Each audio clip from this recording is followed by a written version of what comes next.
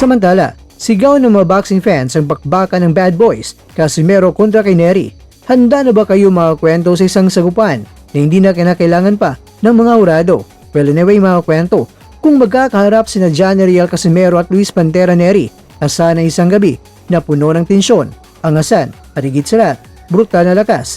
Ito ang laban na hindi lamang para sa ranggo, kundi para sa karapatan ng tawaging kinatatakutang buksingero sa labas ng anino ni Naoya Inoue. Si Casimero mga kwento, ang angas ng Pinas na walang takot na pambato na Pilipinas ay kilala sa kanyang one-punch knockout power. Sa bawat galaw niya, tila laging may dalang bomba ang kanyang kamao na handang sumabog anumang oras.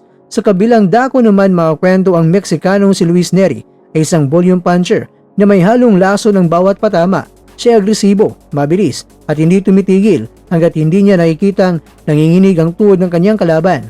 Kaya naman mga kwento, ayon sa AI View, sino nga ba ang babagsak sa pagsusuri ng artificial intelligence sa kanilang fight metrics, punch accuracy at chin durability? Narito ang hatol kung sino ang may mas malaking tsansa na makagawa ng knockout.